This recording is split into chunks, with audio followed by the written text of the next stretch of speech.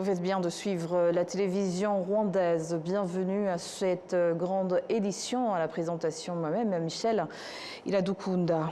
Ce mercredi, la première dame du Rwanda, Madame Jeannette Kagame, a participé à la conférence internationale sur la lutte contre le génocide et à la 30e année d'existence de l'association Ibuka qui défend les intérêts des survivants perpétrés contre les Tutsis. Lors des discussions, des chercheurs et autres auteurs d'ouvrages historiques sont également intervenus ils ont parlé sur le génocide et ont souligné que de 32 ans après que les forces de l'armée patriotique rwandaise aient mis fin au génocide contre les Tutsis, certains pays n'ont pas tiré des leçons des événements survenus au Rwanda. Le ministre de l'Unité nationale et de l'engagement civique, Dr Jean-Damascène Bizimana, a appelé les participants à une réflexion profonde au cours de cette conférence sur les défis auxquels le monde est confronté suite à la multiplication des discours de haine en Afrique et ailleurs dans le monde, en particulier dans la région des Grands Lacs. Le ministre Bizimana a rappelé que 32 ans après la tragédie qui a frappé le Rwanda, aucun pays africain n'a jugé sur son sol un présumé génocidaire malgré les multiples mandats d'arrêt internationaux. Nous devons parler scientifiquement du génocide perpétré contre les Tutsis, puisque c'est un crime qui présente des particularités historiques à ne jamais perdre de vue. En effet, ce génocide a été consacré par le tribunal pénal international pour le Rwanda le 10 juin 2006 comme un fait international de notoriété publique, laquelle décision a été retenue par le Conseil de sécurité des Nations Unies le 16 avril 2014 dans la résolution 2150, qui rappelle aux États membres leur obligation de prévention et de répression du génocide et en même temps la coopération dans la lutte contre le négationnisme. Ensuite, le génocide commis contre les Tutsis est particulier dans la mesure où il fut le dernier crime majeur qui a clôturé le XXe siècle d'une part, et d'autre part, il est le premier génocide reconnu par les Nations Unies qui a été commis sur le continent africain depuis l'adoption de la Convention pour la prévention et la répression du génocide du 9 décembre 1948. C'est une triste place de pionnier que l'Afrique s'est dotée en permettant la perpétration du premier génocide sur son territoire. Au niveau de la participation féminine, le Rwanda et l'Afrique ont aussi marqué un pas très malheureux avec ce génocide, puisque la première femme au monde à avoir été condamnée par une juridiction pénale internationale pour crime de génocide depuis l'adoption de la Convention de 1948 est une ancienne ministre rwandaise, Pauline Nyiramasuhuko, qui, de surcroît, était ministre de la promotion féminine, mais qui a excellé dans l'horreur. C'est une sanglante réalité qui ne peut pas nous laisser indifférents. Il y a une autre faillite qu'on ne peut pas passer sous silence. C'est celle de l'indifférence africaine dans le respect de son obligation de répression du génocide.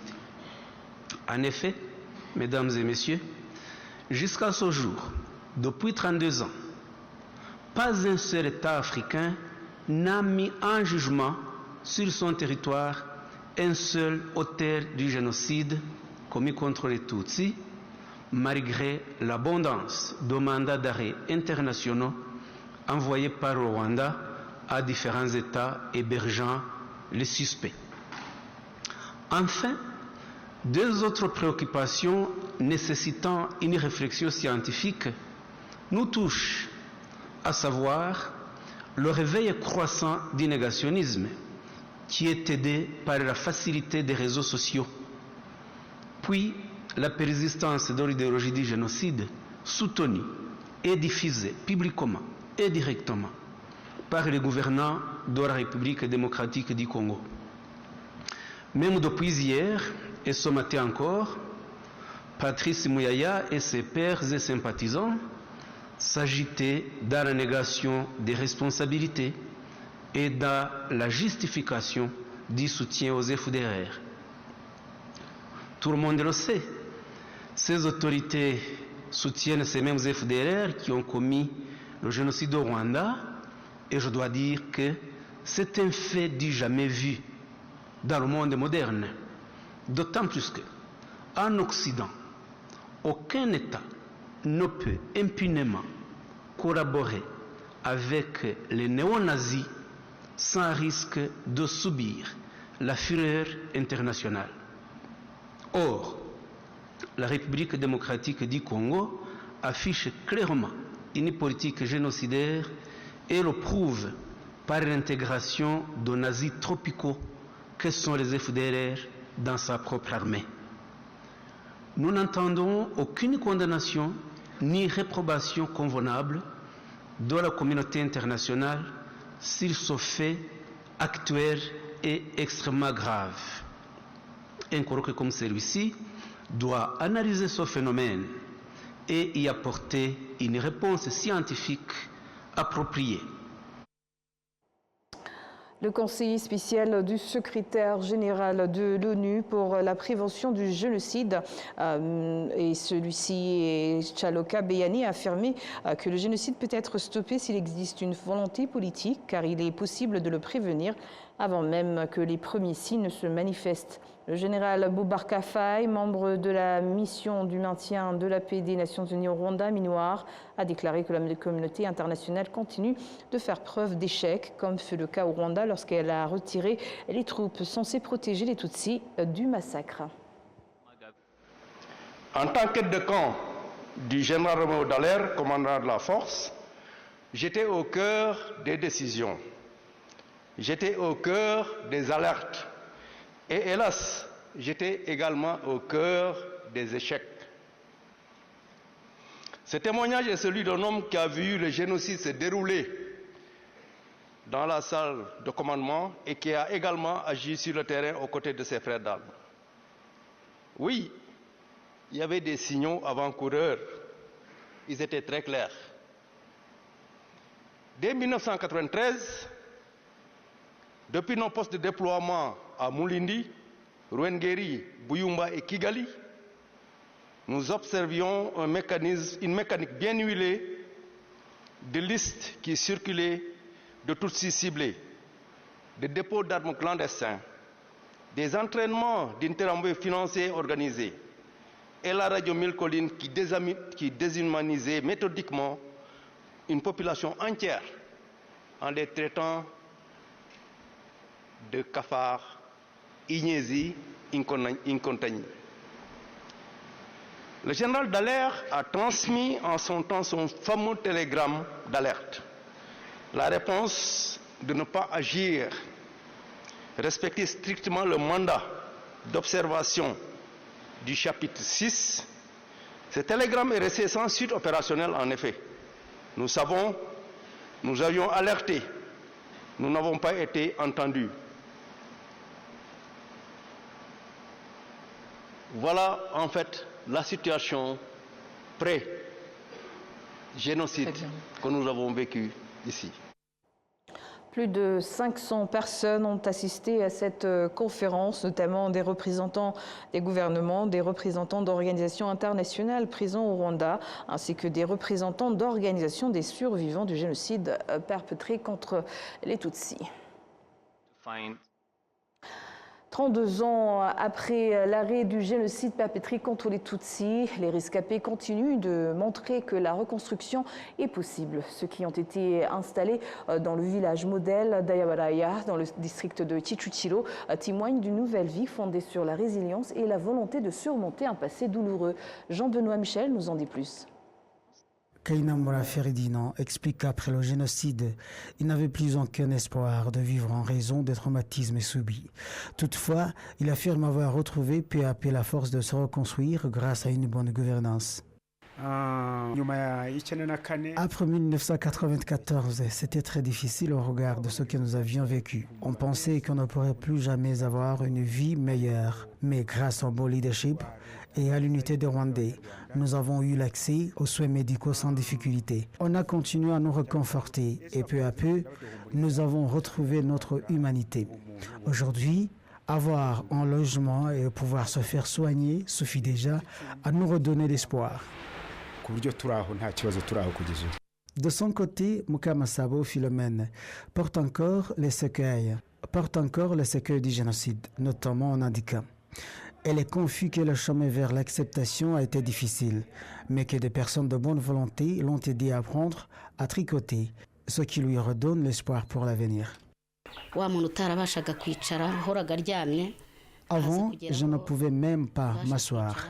Je restais toujours allongé pendant 8 ans et aujourd'hui, je peux me déplacer. J'ai appris à tricoter des vêtements. Maintenant, je marche avec des béquilles. Si Dieu me donne encore la force, je peux tout accomplir. Je remercie Dieu de ne pas être morte.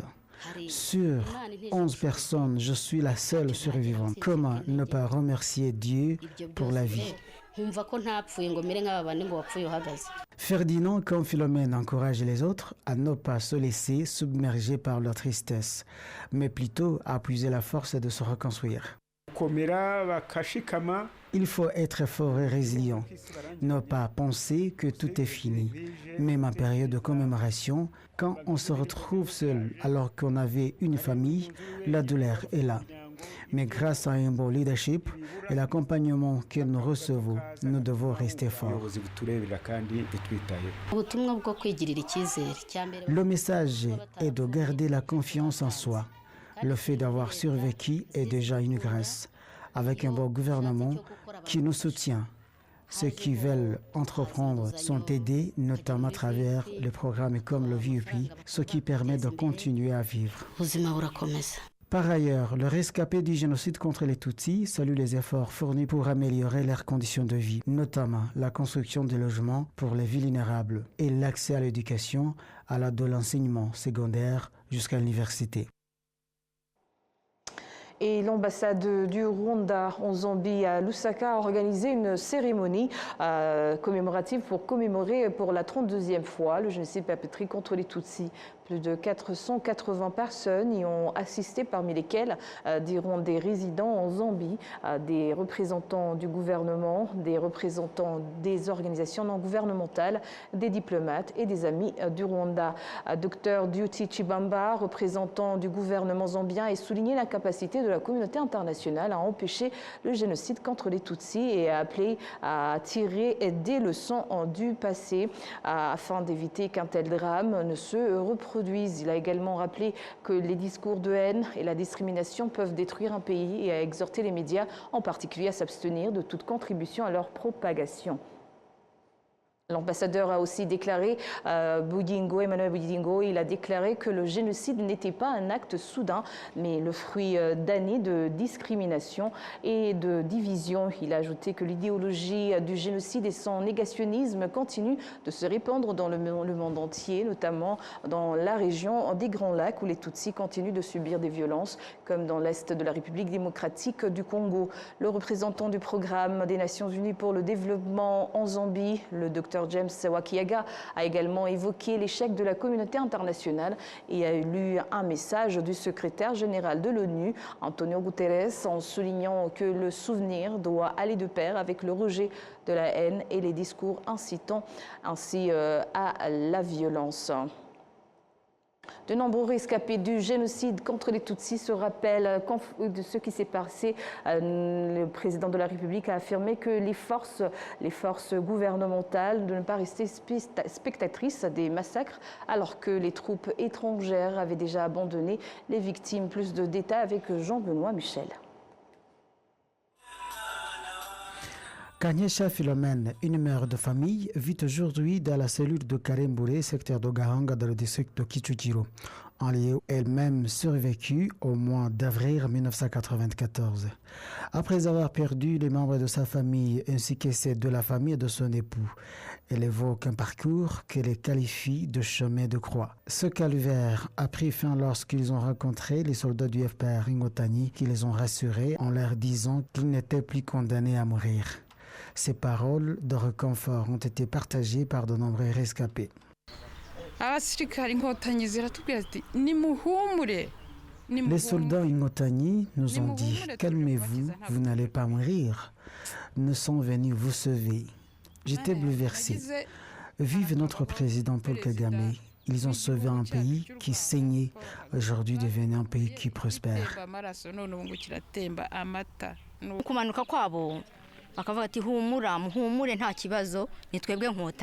À leur arrivée, ils nous ont dit « Rassurez-vous, nous sommes les Ingotagni. Nous venons vous sauver. » Mon père a demandé à des soldats comment allaient venir ses enfants rester plus bas. Le soldat a répondu « Je vais les chercher. » Immédiatement, ils ont apporté de la nourriture, du riz, du lait. Nous avons mangé, ils ont échangé avec nous et puis après, nous avons retrouvé l'espoir. Médard Bachavé, directeur du musée de l'histoire de la lutte contre le génocide, l'un des 8 musées relevant l'Institut des musées nationaux du Rwanda, est situé au Parlement, estime que l'intervention des forces du FPR Ingotagni pour sauver les victimes du génocide contre les Tutsis incarne de profondes valeurs humaines. 32 ans après le génocide, les rescapés se réjouissent de leur résilience et des efforts accomplis dans leur reconstruction. Le président de la République, Paul Kagame, a salué le courage de ceux qui ont risqué leur vie pour cacher et protéger les personnes pourchassées, tout en réaffirmant que les forces du FPR Ingotagni, qu'il dirigeait, ne pouvaient rester passifs face au massacre. That horrific reality only underscores the humanity and the courage of the Rwanda. Cette vérité met encore davantage en lumière l'humanité et le courage des Rwandais qui ont accepté de mettre leur vie en danger pour cacher et protéger les autres. Pendant ce temps, la communauté internationale a choisi d'évacuer ses ressortissants et retirer la plupart des forces de maintien de la paix. Si ces forces avaient été soutenues pour protéger les victimes, les tueurs n'auraient pas pu commettre ces crimes. Et beaucoup de ceux qui ont été tués seraient encore en vie aujourd'hui. La leçon que nous avons en tirée est lourde et inoubliable. Lorsque la vie des nôtres ne correspond pas aux intérêts d'autrui, elle est considérée comme négligeable. C'est pourquoi il est devenu du devoir des forces de RPA de mettre fin au génocide. Ce qui nous attriste, c'est que nous ne pouvions pas être partout à la fois pendant que le génocide se déroulait. Le 7 avril 1994 marque l'effondrement de l'espoir de paix issu des accords d'Arusha, alors que plus de 3 mois s'étaient écoulés depuis que les responsables politiques du FPR Ingotagni à Kigali s'étaient préparés à leur mise en œuvre. Et c'est sur ces images que nous clôturons cette grande édition. Au nom de toute l'équipe qui a contribué à sa réalisation, je vous remercie. Bonne poursuite des programmes de la télévision rwandaise.